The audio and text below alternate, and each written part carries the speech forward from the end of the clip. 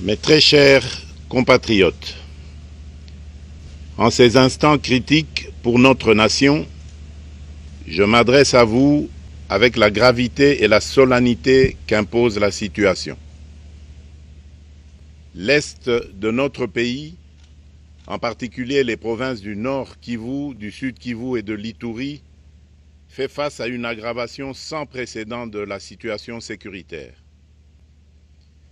Les forces de défense du Rwanda, en soutien de leurs marionnettes du M23, poursuivent leur entreprise terroriste sur notre territoire, semant la terreur et la désolation parmi nos populations. Je partage avec vous la douleur et l'indignation face à ces attaques barbares. Ces actes ne sont pas seulement une attaque contre la République, mais une offense à l'histoire et à la dignité de notre peuple. En ces moments difficiles, je vous appelle à la résilience et surtout à la résistance. Face à cette situation, permettez-moi de vous rassurer. Une riposte vigoureuse et coordonnée contre ces terroristes et leurs parrains est en cours.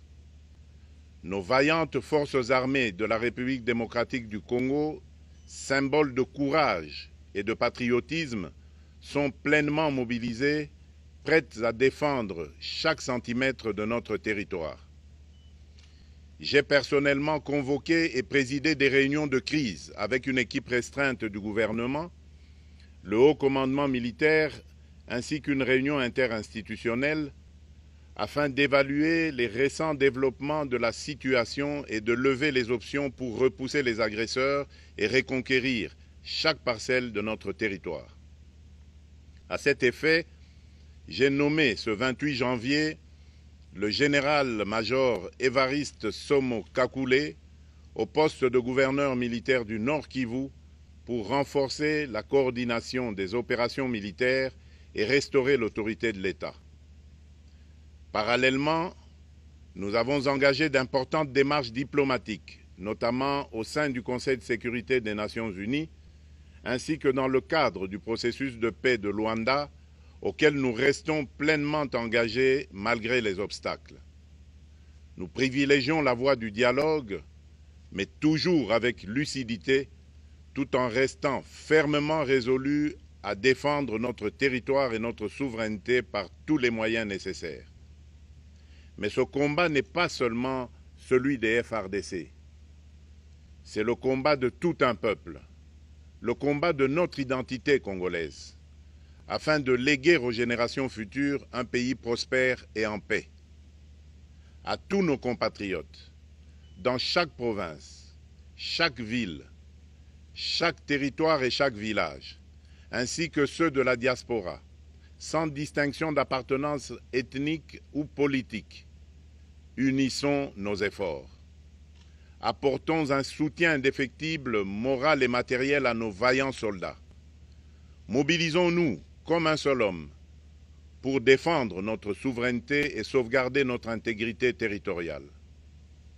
Je suis pleinement conscient des souffrances de nos compatriotes qui fuient les hostilités. Le gouvernement est instruit d'activer le plan d'urgence humanitaire pour venir en aide aux déplacés. À vous, habitants de Goma et des environs, je ressens profondément votre douleur qui est aussi la mienne. Elle traverse nos cœurs et nos âmes en tant que fils et filles d'une même patrie. Mais face à cette épreuve, je vous exhorte à puiser dans cette force intérieure qui fait la grandeur du peuple congolais. Résistez avec courage. Faites preuve de vigilance constante et gardez votre calme malgré l'adversité. Sachez que nous ne sommes pas restés inactifs. Des plans de contingence sont préparés pour assurer la protection de la population civile et prévenir toute escalade de la violence. Les dispositifs de sécurité ont été renforcés pour protéger les zones stratégiques et nous travaillons sans relâche pour garantir le fonctionnement des services essentiels. Je tiens à rendre un hommage solennel à tous ceux qui ont payé le prix ultime dans cette lutte pour notre dignité et notre souveraineté. j'ai une pensée pieuse pour le général-major Peter Chirimwami, gouverneur militaire du Nord Kivu, tombé les armes à la main. Je m'incline avec respect devant la mémoire de tous nos militaires et de tous les Wazalendo tombés sur le champ d'honneur. Je pense aussi aux soldats de la mission de la communauté de développement d'Afrique australe, la SAMI DRC, qui combattent à nos côtés, aux casques bleus de la MONUSCO, qui ont sacrifié leur vie pour la paix, ainsi qu'aux innombrables civils victimes de la barbarie ennemie. Leur courage et leur sacrifice ne seront jamais oubliés, et nous portons leur flambeau avec la ferme détermination d'achever leur noble combat. Je voudrais ici interpeller directement la communauté internationale et l'Union africaine. Le Rwanda continue de violer ouvertement et sans scrupule les principes fondamentaux de la Charte des Nations Unies ainsi que les accords régionaux. Pire, ces agissements se déroulent dans une impunité totale et ce, avec un mépris manifeste des règles internationales et des valeurs que ces institutions sont censées défendre. Cette attitude arrogante, qui ne cherche même plus à masquer ses forfaits, est une provocation inacceptable à l'égard de notre souveraineté et de la stabilité régionale. La présence de milliers de soldats rwandais sur notre sol, leur soutien politique, logistique et militaire à leur pantin du M23, ainsi que leur implication dans l'exploitation illégale de nos ressources naturelles, nous conduisent tout droit à une escalade aux conséquences imprévisibles, mettant en danger toute la région des Grands Lacs. Votre silence et votre inaction face à la barbarie du régime de Kigali et aux atrocités perpétrées par ses supplétifs sur notre territoire constituent un affront non seulement à la République démocratique du Congo, mais également aux valeurs universelles de justice et de paix. Le peuple congolais prend acte de cette passivité qui frôle la complicité. Soyez sûrs d'une chose, la République démocratique du Congo ne se laissera pas humilier ni écraser. Nous nous battrons et nous triompherons. Congolaises et Congolais, l'heure est certainement grave, mais notre détermination est encore plus inébranlable. Ce moment critique nous offre l'opportunité de montrer au monde ce qui fait notre force, c'est-à-dire notre unité sans laquelle tous nos efforts seraient vains. Je vous appelle à être vigilants, mais à ne pas céder à la haine, aux divisions ou à la violence. Je condamne avec la plus grande fermeté les actes de vandalisme et de pillage qui ont visé certaines missions diplomatiques accréditées en République démocratique du Congo, ainsi que des intérêts privés dans la ville de Kinshasa. Ces comportements irresponsables dénaturent l'expression saine de notre colère face à l'agression barbare nous imposée et jettent une ombre sur les manifestations pacifiques de soutien à nos vaillantes forces armées qui luttent avec courage et abnégation pour défendre notre souveraineté. Notre engagement doit rester ferme et discipliné. Nous gagnerons cette guerre par notre unité, notre courage et notre sens de responsabilité, et non par la violence aveugle et par l'anarchie. Cette victoire ne sera possible que si chaque Congolais, où qu'il soit, prend toute la mesure du combat qui est le nôtre. J'appelle donc la nation entière, hommes et femmes, jeunes et vieux, acteurs politiques, opérateurs économiques, membres de la société civile, confessions religieuses, artistes et sportifs à se mobiliser, à faire bloc derrière nos vaillantes forces armées et à contribuer chacun à son niveau à l'effort de guerre. J'ai instruit le gouvernement de mettre en place des mesures rigoureuses de réduction du train de vie des institutions et de leurs animateurs afin que les ressources ainsi économisées soient directement réorientées vers le soutien à nos forces armées.